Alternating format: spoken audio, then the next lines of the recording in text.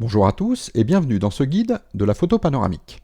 Je m'appelle Arnaud Frisch, je suis photographe professionnel, je vous présente mes photos sur mon site arnaudfrischphoto.com et je rédige depuis 2002 un guide complet de la photographie panoramique sur Internet. Dans ce nouveau tutoriel vidéo, consacré à Panotour Pro dans sa nouvelle version, la version 2, nous allons apprendre à gérer les panoramas.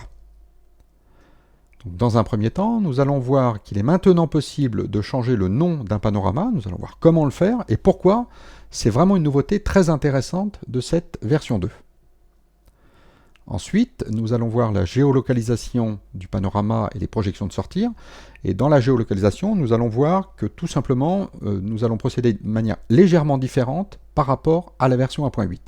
La géolocalisation existait, mais nous allons voir que la procédure est très légèrement différente. Ensuite, nous allons continuer avec la chose la plus importante de ce tutoriel vidéo, qui est la prévisualisation du panorama. C'est là que nous allons décider de la vue par défaut, du zoom mini, du zoom maxi, entre autres. Et nous allons voir qu'un certain nombre d'options qu'il était indispensable de gérer à ce stade-là ne se font plus du tout maintenant avec la version 2. Ici, tout est géré automatiquement par le logiciel maintenant. Et nous finirons par quelques options qui étaient pour la plupart déjà présentes dans la version 1.8 de Panotour Pro. Donc passons sans plus attendre dans le logiciel. Donc nous ouvrons notre projet là où nous l'avions laissé dans la précédente vidéo. Donc la précédente vidéo concernait la gestion du projet. Nous avions rempli un certain nombre d'options concernant ce projet de l'aventure Michelin. Et nous allons poursuivre maintenant dans cette vidéo avec la gestion des panoramas. Pour ce faire, nous allons tout simplement cliquer sur le premier panorama en haut à gauche. Donc les panoramas sont regroupés dans un petit groupe. Nous voyons quelques options d'affichage ici. Ici, c'est pour afficher les panoramas en plus petit et là, en plus grand. Et il suffit ensuite de cliquer sur la fenêtre centrale pour revenir à 100%. Donc, première chose très importante quand on a cliqué sur un panorama, nous voyons le nom du fichier ici, extérieur-am. Comme il s'agit d'un nom de fichier, j'ai évidemment veillé à ne pas mettre d'accent, pas mettre d'espace, et c'est très important puisque ce sont des images qui vont finir sur un serveur. Mais grosse nouveauté très importante de Panotour Pro 2, c'est qu'il est maintenant possible, ici dans les propriétés du panorama, de modifier le nom de ce panorama. Donc il s'agit de l'extérieur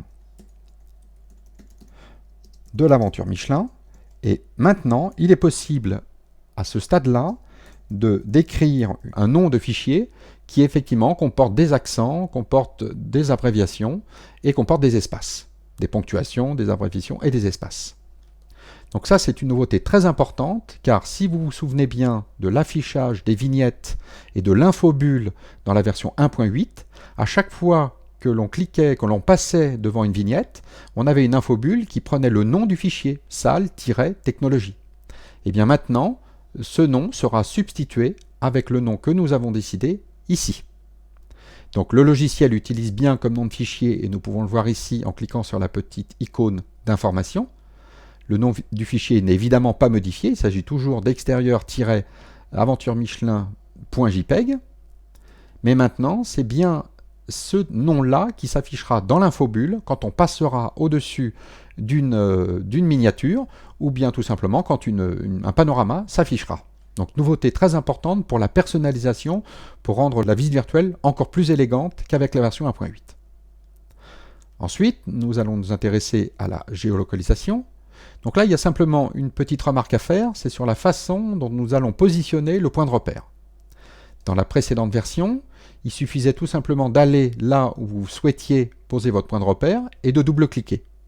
Et bien maintenant, la procédure est légèrement différente puisqu'il faut glisser, déposer votre point de repère là où vous souhaitez le déposer. Voilà, c'est un petit peu plus long, mais peu importe, voilà. Et ça va dépendre beaucoup de Google. Et donc, il vous suffit tout simplement d'aller déposer votre point de repère là où vous souhaitez placer une géolocalisation. Et vous validez en cliquant sur OK. Voilà pour la géolocalisation. Vous avez donc, comme pour le projet, la possibilité de décrire ce panorama-là. Donc si l'internaute clique sur un bouton, si le bouton vous décidez de l'introduire dans la visite virtuelle, un bouton information, et donc il vous sera possible de dire voilà l'entrée du musée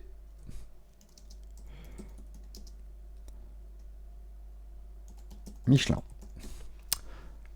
Voilà, et il vous est possible, toujours comme pour le projet, de choisir une taille de texte et éventuellement une autre forme de texte, une autre typo, une autre police, pour personnaliser toujours davantage votre visite virtuelle et toujours avec cet gros avantage de la nouvelle version 2 sans être obligé d'être un programmeur. Voilà. Toutes ces petites modifications vont prendre évidemment un peu plus de temps. Là, je le vois bien avec la formation vidéo. C'est forcément un ensemble de vidéos un peu plus long qu'avec la version 1.8. Mais c'est vraiment très impressionnant ce qu'aujourd'hui, même un photographe qui ne serait pas programmeur peut réaliser à partir de ces panoramas. Donc continuons à décrire la personnalisation de chaque panorama. Donc, nous avons ensuite les projections. Donc les projections, on retrouve les classiques sphériques et rectilinéaires. Donc la sphère, là, c'est ce qui nous intéresse pour créer une visite virtuelle. Mais pour mon site internet, par exemple, j'ai été amené à utiliser le mode rectilinéaire, donc qui fait coulisser l'image et non pas tourner l'image, lorsqu'il s'agit d'un panorama de grande taille, mais pris au téléobjectif. Et donc là, il s'agit simplement d'un angle de champ relativement petit. Le panorama est très très long parce qu'il a été pris au téléobjectif. Je souhaite le faire coulisser, et donc j'ai choisi ce mode de projection de sortie. Donc là, ce qui va nous intéresser, qui avant était regroupé à droite de l'éditeur de spot, vous aviez un éditeur de panorama, et bien maintenant cet éditeur de panorama est regroupé ici dans la partie vue. Il s'agit de la prévisualisation de ce panorama. Donc on retrouve un certain nombre d'options qu'il y avait dans la version 1.8, mais à cela vient s'ajouter une boussole. Il est possible aujourd'hui d'orienter votre panorama. Si vous avez décidé d'orienter par exemple un plan, si vous souhaitez mettre une boussole ou autre, eh bien vous avez la possibilité tout simplement en faisant un petit glisser, vous avez la possibilité de dire voilà, le nord va se retrouver par ici, et donc vous orientez votre panorama. Donc ce n'est pas une option obligatoire, mais si vous le souhaitez, c'est ici que maintenant se fera l'orientation de chaque panorama.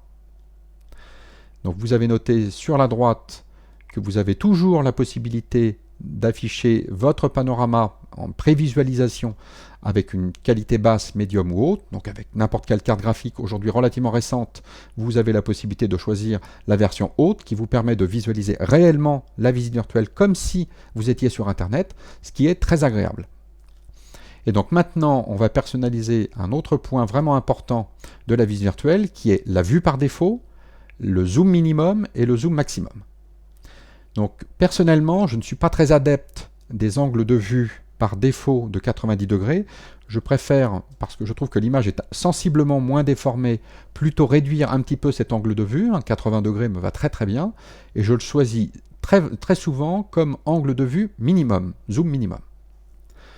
Maintenant, pour ce qui est du zoom maximum, eh bien vous noterez que juste en dessous, vous n'avez plus besoin d'aller chercher dans un autre onglet cette possibilité, cette option. Vous avez juste en dessous la prévisualisation de votre panorama, l'option qui est cochée par défaut maintenant, limitée à la définition de l'image, le zoom maximum. J'aime beaucoup cette option que je trouve très pratique. Ça évite de trop pixeliser l'image lorsque l'internaute va zoomer dans votre image. Donc c'est une option que je choisis maintenant depuis un certain temps. Donc je note avec intérêt que maintenant cette option est cochée par défaut. Et maintenant, je vais m'intéresser à la fameuse vue par défaut. Donc là, je vais choisir un angle de champ, par exemple, de 65 degrés, et je vais orienter mon panorama, voilà, par défaut, et je vais décider que, donc la vue par défaut, donc il s'agit bien de deux choses, l'angle par rapport au point de vue de départ, et le zoom de mon image, c'est ces deux critères qui sont enregistrés dans la vue par défaut pour ce panorama.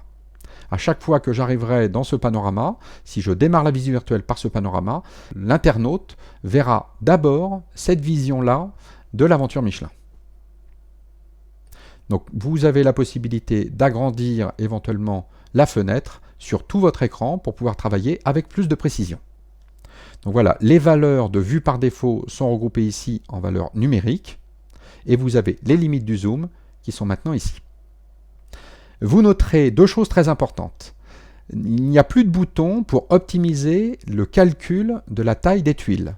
Tout a été regroupé maintenant dans l'onglet Génération. Vous avez ici utilisé la multirésolution et surtout, ce qui est très important, c'est que maintenant tout est géré absolument automatiquement. Il n'y a absolument plus besoin de cliquer sur quoi que ce soit. La fonctionnalité qui permet d'optimiser le calcul des faces de cube selon la résolution, la définition, le zoom de votre image, tout est calculé automatiquement maintenant. Donc je reviens sur l'onglet Visite.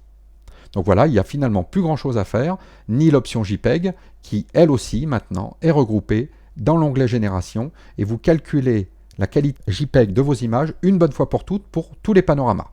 Donc certains auraient préféré éventuellement que cette qualité d'image puisse être optimisée par panorama, mais aujourd'hui, puisque tout le monde pratiquement est en ADSL et que surtout la fonction d'utilisation de multi-résolution permet à l'internaute de n'avoir besoin de télécharger que des petits morceaux, des petites tuiles, du coup c'est extrêmement transparent, ça va extrêmement vite pour l'internaute final, quand bien même il n'aurait pas une connexion à haut débit, et donc cette possibilité d'optimiser la qualité JPEG, donc il n'y a qu'une seule influence sur le poids de la visite virtuelle au final, et donc qui permettrait légèrement d'alléger le poids de ce que l'on va déposer sur le serveur, mais comme c'est absolument transparent, ça n'a aucune espèce d'importance pour l'utilisateur final. Finalement, moi j'aime bien cette possibilité de choisir une bonne fois pour toutes, pour tous les panoramas, la qualité JPEG.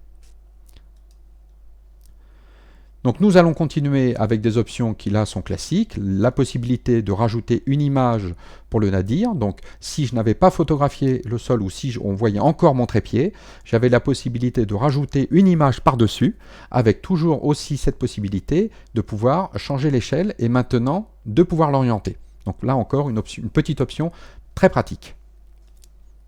Vous avez la possibilité de rajouter donc un son pour ce panorama.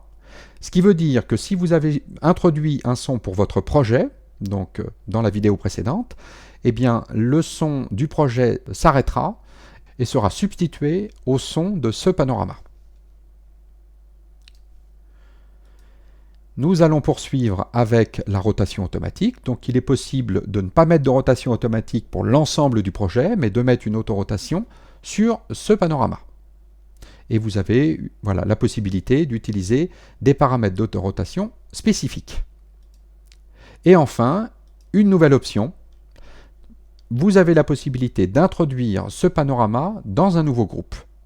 Donc là, c'est une option qui est vraiment très intéressante pour l'organisation de la visite virtuelle, puisque vous voyez par exemple ici, j'ai un panorama à l'extérieur, éventuellement celui-ci qui est l'entrée, le hall d'entrée de l'aventure Michelin qui pourrait être considéré toujours comme étant l'extérieur du musée, et vous avez deux panoramas qui concernent l'intérieur du musée. Et bien donc il pourrait être intéressant de créer un groupe. Donc là je vais décider, voilà, un groupe pour l'extérieur de l'aventure Michelin, et ici je peux dire, voilà, je vais prendre ce deuxième panorama et le rajouter dans ce groupe. Là aussi, vraiment une nouveauté très importante de Panotour dans sa deuxième version. Ce qui veut dire que quand vous aurez des piles de miniatures dans la visite virtuelle, eh bien vous pourrez visualiser différents groupes en distinguant l'extérieur d'un bâtiment, l'intérieur d'un bâtiment, les jardins d'un bâtiment, et ainsi de suite. Donc je reviens sur mon panorama, qui maintenant est introduit dans un groupe.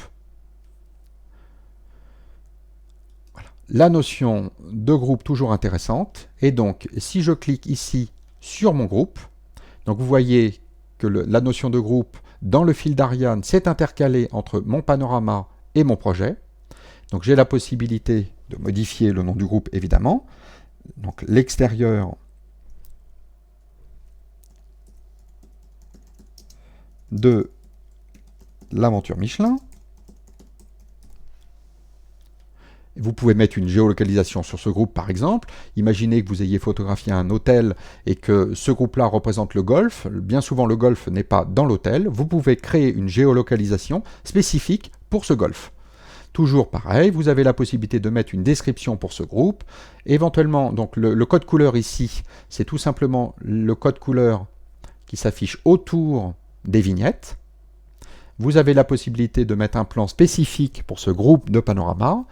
évidemment, et toujours pareil, la possibilité de modifier son ordre, l'apparition des vignettes, et toujours et encore, un fond sonore spécifique à ce groupe. Voilà, vous voyez encore à travers ce tutoriel vidéo combien il est maintenant vraiment possible de personnaliser en profondeur, toujours sans programmation, votre visite virtuelle. Donc voilà ce qui était important de dire concernant la gestion des panoramas. Donc là, ça peut encore faire partie de cette vidéo. J'avais introduit donc comme premier panorama un panorama complet 360 degrés par 180 degrés. Et les panoramas que j'ai réalisés à l'intérieur de l'aventure Michelin, étant donné qu'au sol ou bien au plafond, il n'y avait pas de choses très intéressantes à visualiser, et pour ne pas distraire l'internaute final, parce que évidemment c'est toujours très spectaculaire d'aller au sol ou au plafond, mais quand quelqu'un n'a pas l'habitude, ça peut éventuellement le distraire. Donc pour ne pas distraire l'internaute final, j'ai décidé de ne pas photographier le zénith ni le nadir, et du coup, ici dans l'éditeur de spot, je vais décider de bloquer la visite virtuelle en haut et en bas, tout simplement en cliquant sur l'icône rogner, et je vais déplacer voilà, légèrement en dessous et légèrement au-dessus du bas de ma photo, de manière à bloquer la visite virtuelle, et on le voit tout de suite dans la vue de prévisualisation, lorsque je cherche à me déplacer, maintenant la visite virtuelle est bloquée en bas et en haut. Donc là, j'ai une représentation fidèle de ce que l'internaute final va pouvoir voir concernant ce panorama. Voilà, les différentes options ici seront vues dans une autre vidéo qui concernera la gestion des hotspots de chaque panorama. Donc voilà qui termine la présentation de la gestion des panoramas dans cette nouvelle version de Panotour, la version 2. Si vous souhaitez en savoir davantage, je vous invite à visiter mon site dédié à la photo panoramique www.guide-photo-panoramique.com. Là, vous aurez un ensemble d'articles de fond sur la création d'un panorama, sur la création d'une visite virtuelle, de nombreux tests logiciels, nombreux tests matériels, nombreuses têtes panoramiques. Vous aurez des articles de fond sur le calage d'une tête panoramique à la pupille d'entrée d'un objectif. Donc voilà, il s'agit d'une ressource importante où j'ai écrit de très nombreux articles. Vous avez la possibilité également de trouver des articles complémentaires plus d'actualité ou bien des questions-réponses. Donc je réponds davantage aux questions que je reçois le plus fréquemment plutôt sur mon blog, blog.arnaudfriche.com. Et enfin, vous pouvez retrouver l'ensemble de ces tutoriels gratuits sur ma chaîne YouTube, où là vous pourrez voir un ensemble de vidéos, donc toujours gratuites, sur la gestion de la couleur, la photo panoramique, ce qui nous intéresse ici, et d'autres vidéos sur la photo au sens plus général. Et donc je termine cette vidéo en vous expliquant pourquoi j'ai décidé que je rendrais cette vidéo gratuite. Donc je vous remercie beaucoup pour votre attention, et je vous dis à très bientôt pour une nouvelle vidéo consacrée à la photographie panoramique.